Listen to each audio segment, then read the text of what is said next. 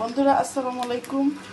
আমার মেয়ে বলতেছে যে এখন সে আলু পরোটা খাবে, তার জন্যই যে আমি আলু ভর্তা করতেছি।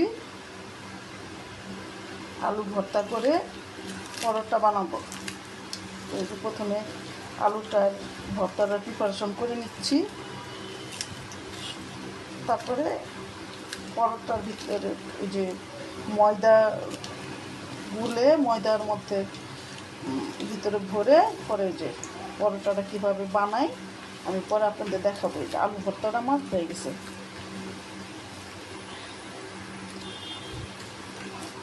তো আমি আবার পরোটা যখন বানাবো তখন আমি আবার আসতেছি, থাকেন বন্ধুরা।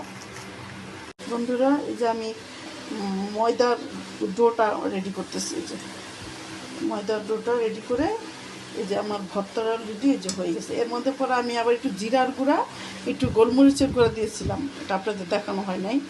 তারপরে এখন এই যে এখন এই ময়দার ডোটা করতেছি। ময়দার ডোটা হয়ে গেলে তারপরে আমি কিভাবে বানাই এটা দেখাবো। ঠিক আছে বন্ধুরা, ভালো থাকবেন, আমার সঙ্গেই থাকেন। বন্ধুরা এই যে ময়দার মধ্যে ধরে দিলাম, এখন এভাবে পাশ থেকে এগুলো নিব। এগুলো নিয়ে বল এরকম করে আস্তে আস্তে সুন্দর করে বটায় দিয়ে এই যে হয়ে গেল। এখন যে রুটিটা বানাবো,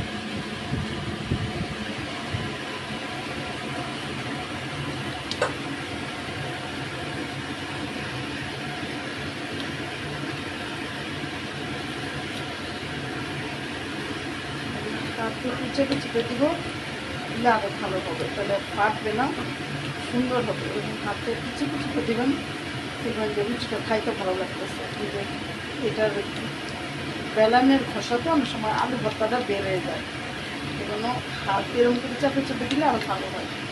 আমি এভাবেই করি। এখন আপনারা হয়তো বা ইউটিউবে তো অনেকভাবে দেখেন, কিন্তু আমি আলু পরোটা এভাবেই করি। হ্যাঁ, ময়নার সময় একটু ঘি দেই, আবার কোনো সময় না থাকলে না দেই, কিন্তু এভাবেই আমি করি। এইটাই খাইতে অনেক বেস্ট হয়, ভালো লাগে। বন্ধুরা এই যে দেখেন আমার পরোটা ভাজা হয়ে গেল, এখন পরিবেশন করবো, সবাই ভালো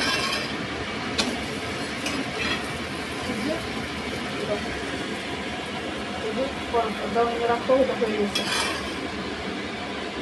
এই যে বন্ধুরা এই যে আমার পরোটা রেডি খাওয়ার জন্য। তো সবাই আমার সঙ্গে থাকার জন্য অনেক ধন্যবাদ। আসসালামু আলাইকুম।